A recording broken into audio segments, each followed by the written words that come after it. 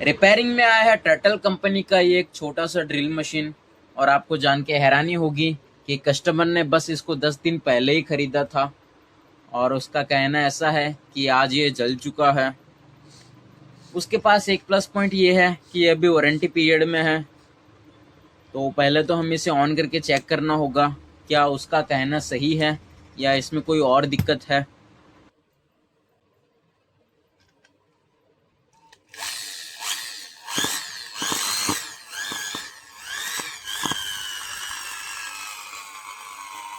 तो यहाँ पे ड्रिल मशीन ने धुआं दे दिया है, इसका मतलब कस्टमर का कहना सही था, अंदर कुछ बड़ा नुकसान हुआ है। और हमने कंपनी से बात कर ली है, कंपनी ने एक्सेप्ट भी कर लिया है कि इसको वारंटी पीरियड में रिपेयर किया जाए। उसने हमारे पास स्पेयर पार्ट्स भेज दिए हैं और अब हम इसे रिपेयर करेंगे। तो सबसे पहले हमें इस गियर बॉक्स को ओपन करना होगा। तो यहाँ पे हमें 3 स्क्रू दिख रहे हैं, पहले हम इन 3 स्क्रू को ओपन करते हैं।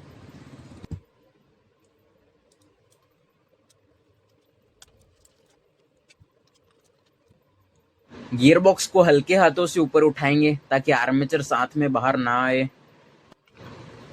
तो यहाँ पर जो बेस है जहाँ पे 608 बेरिंग फिट होता है वो प्लास्टिक का है और हमें इसे बाहर निकालने की ज़रूरत नहीं है।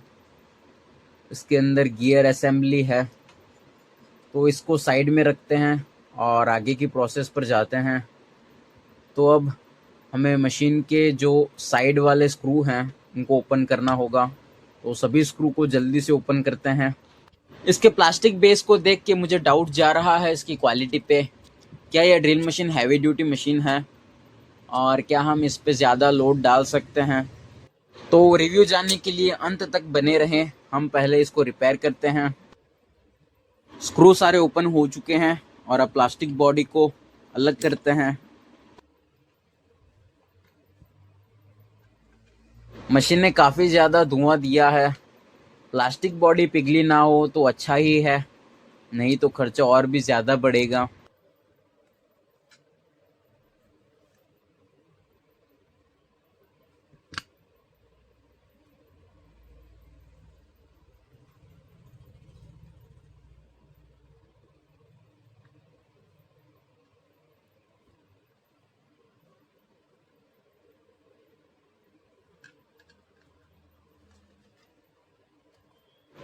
तो यहाँ पे फील्ड कॉइल का हाल आपके सामने है। फील्ड कॉइल पूरा जल चुका है। मैं पक्का श्योर हूँ कि हमें इसका फील्ड कॉइल तो चेंज करना ही पड़ेगा। बात रही आर्मेचर की, तो कम्यूटेटर तो एकदम सही लग रहा है, बाकी हमें सीरीज में चेक करना होगा। तो हम कार्बन ब्रश निकालते हैं और जो मोटर है, आर्मेचर और कॉइल, इन दोनों को बाहर निकालने की कोशिश करते हैं। यहाँ पे आर्मेचर और कॉइल बहुत ज़्यादा गर्म हो चुके हैं और आपको सच बताऊं तो जलने की स्मेल काफ़ी ज़्यादा आ रही है।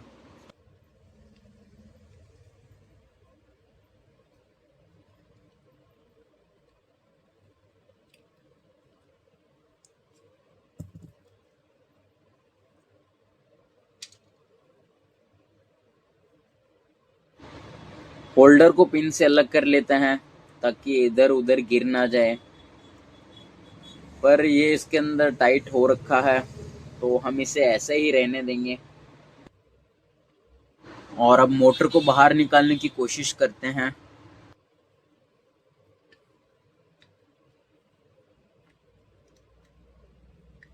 कॉइल प्लास्टिक बॉडी के साथ चिपक चुका है, तो हमें स्क्रू ड्राइवर का यूज करना होगा।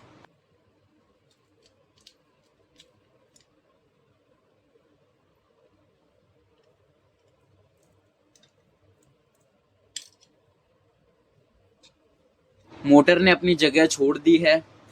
आर्मेचर को बाहर निकालते हैं और यहाँ पे आर्मेचर की वाइंडिंग के बीच में जो पेपर डाला है वो पूरा पिघल चुका है, यहाँ पे आप देख सकते हो। और कॉइल का हाल तो हमें दिख ही रहा है।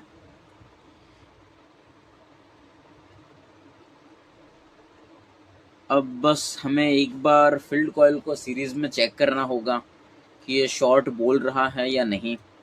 बाकी देखने से तो लग रहा है कि हमें इसे चेंज करना ही होगा। तो पहले स्टार्ट करते हैं आर्मेचर से। आर्मेचर के कम्यूटेटर में सही तरीके से करंट फ्लो हो रहा है, तो इसे हम अभी के लिए सही मान सकते हैं। बाकी अब जब हम इसे नए फील्ड कॉइल में चलाएंगे तब हमें पता चलेगा ये सही है या नहीं। फील्ड कॉइल को चेक करने के लिए हमें जो स्विच में वायर कनेक्ट हो रखे हैं उनको बाहर निकालना होगा। फील्ड में से 4 वायर आए हैं, जो 2 मेन स्विच में है और 2 लेफ्ट राइट में है। तो जो मेन स्विच के 2 वायर हैं उनको पहले बाहर निकाल के चेक करते हैं।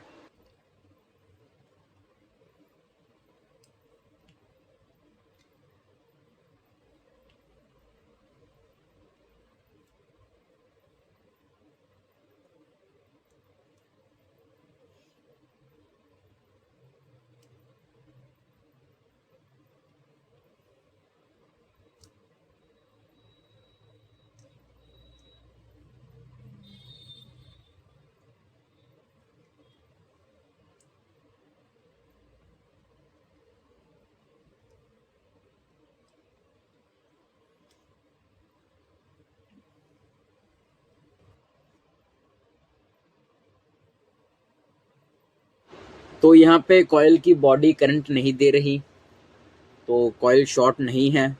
तो जो 2 वायर बचे हैं उनको भी बाहर निकाल के हम ऐसे ही सीरीज में चेक करेंगे।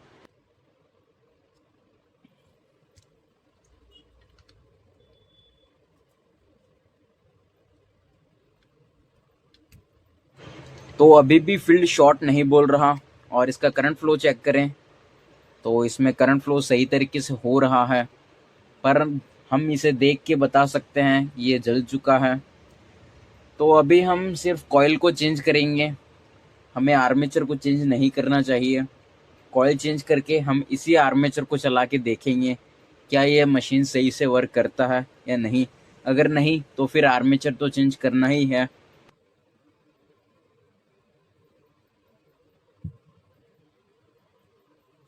तो यहाँ पे हमारे पास आर्मेचर और कॉइल दोनों अवेलेबल है। अगर कॉइल से काम चल गया तो बढ़िया ही है, अगर काम नहीं हुआ तो हम आर्मेचर भी रिप्लेस कर देंगे, वो भी वारंटी के अंदर। कस्टमर को कोई भी खर्चा पे नहीं करना है। तो ये है नया फील्ड कॉइल, और यहाँ पे दोनों के वायर की कलर अलग हैं। जो जल चुका है उसके कलर हैं रेड और ग्रीन, और नए वाले में येलो और ग्रीन है, पर इससे कोई फ़र्क नहीं पड़ेगा, फील्ड कॉइल तो सेम ही है। और कनेक्शन कैसे करने हैं वो हमें पता है। तो चलिए फिर स्टार्ट करते हैं। तो यहाँ पे कॉइल में जो 4 वायर हैं उनकी 2 अलग अलग लेंथ है। ग्रीन वाले लंबे हैं और येलो वाले छोटे हैं। तो ग्रीन वालों को हम मेन स्विच के साथ अटैच करेंगे, और येलो वाले हैं उनको हम लेफ़्ट राइट के साथ अटैच करेंगे। तो कॉइल को अच्छी तरीके से हम प्लास्टिक बॉडी के अंदर फिट करते हैं।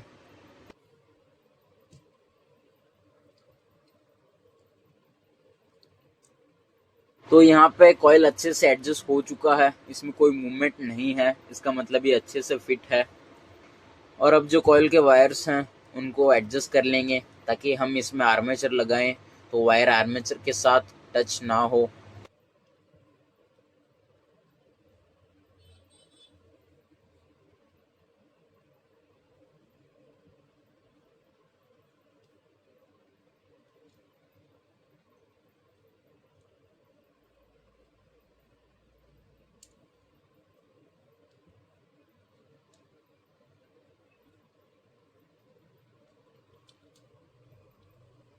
अब जो थोड़ा बहुत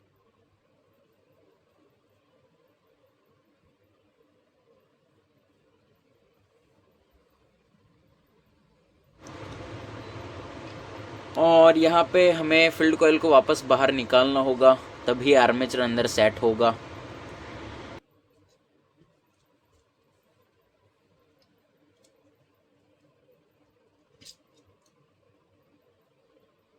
और अब हम इसे वापस बॉडी के अंदर सेट कर सकते हैं।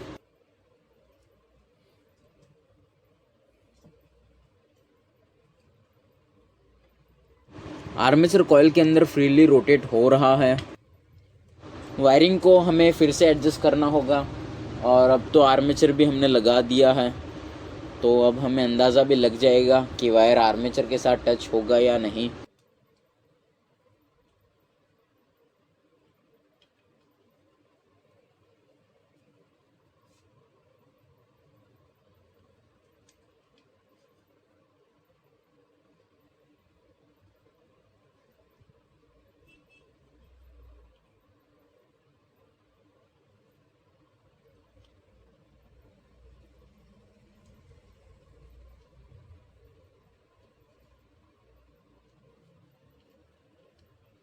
तो यहाँ पे सब कुछ सही है और अब हम स्विच को लगा सकते हैं।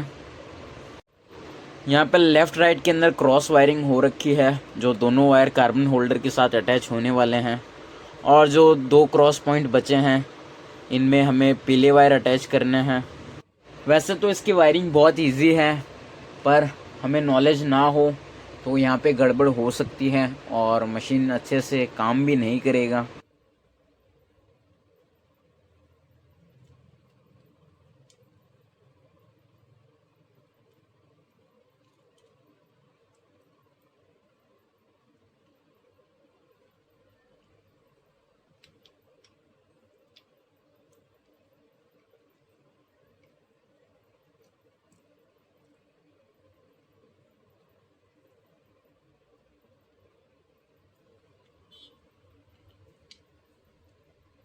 दोनों येलो वायरों को हमने लेफ़्ट राइट के साथ अटैच कर दिया है और अब हमें कार्बन ब्रश लगाने हैं। तो होल्डर के अंदर कार्बन लगाएंगे और जो लेफ़्ट राइट के अंदर से 2 वायर निकले हैं उनको होल्डर के साथ अटैच करेंगे।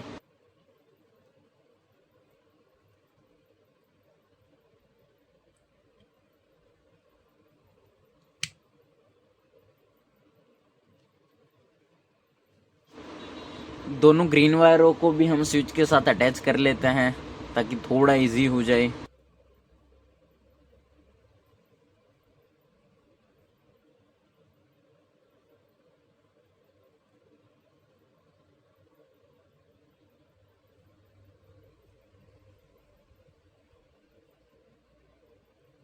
यहाँ पे स्विच की पूरी वायरिंग हो चुकी है और बस एक कार्बन होल्डर बचा है। तो हमें एक होल्डर को सेट करके और वायरिंग को अच्छे से देख के कि कोई वायर इधर उधर तो नहीं है, और फिर बस पैक करना है मशीन को। और यहाँ पे मुझे एक बात भी याद आई जो मैंने आपको वीडियो की स्टार्टिंग में बोली थी कि हम इसके रिव्यू के बारे में बात करेंगे। तो दोस्तों, मैं सही बताऊँ तो ये ड्रिल हैवी ड्यूटी नहीं है।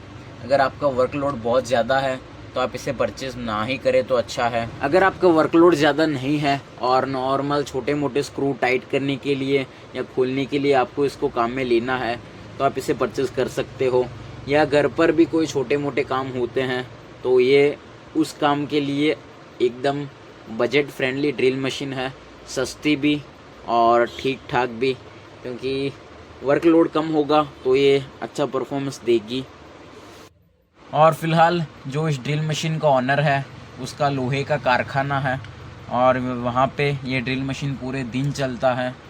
होल भी निकालने होते हैं और स्क्रू भी टाइट करने होते हैं। इस पर वर्कलोड बहुत ज़्यादा है और रिज़ल्ट यहाँ पे आप देख सकते हो कि 10 दिन के अंदर इसका मशीन रिपेयरिंग में आ गया और नुकसान भी बड़ा हुआ है। अभी तो हमने सिर्फ कॉइल चेंज किया है। अभी हम इसे चला के देखेंगे, अगर नहीं चला तो हमें आर्मेचर भी चेंज करना होगा।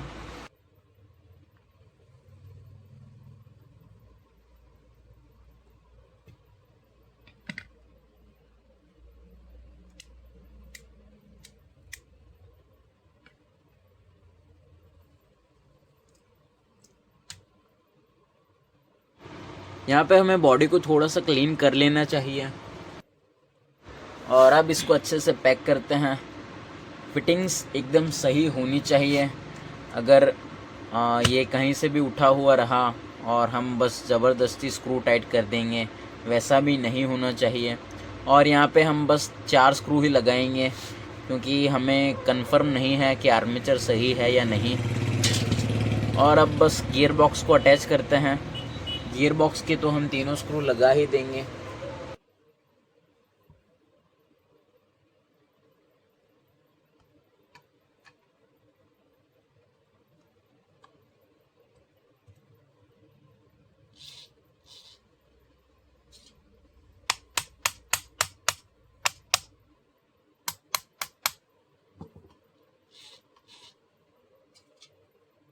और अब ड्रिल मशीन को ऑन करके देखेंगे क्या फील्ड कॉइल से काम चल जाएगा।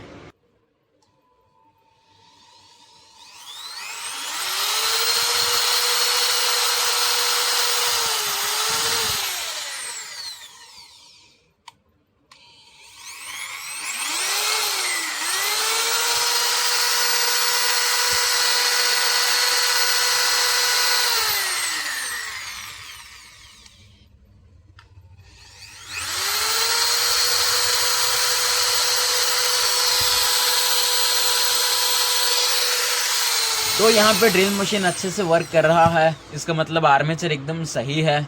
हमने फील्ड कॉइल को चेंज कर दिया है, वो भी वारंटी में, और अब बस इसके सारे स्क्रू लगा देंगे और ये रेडी है।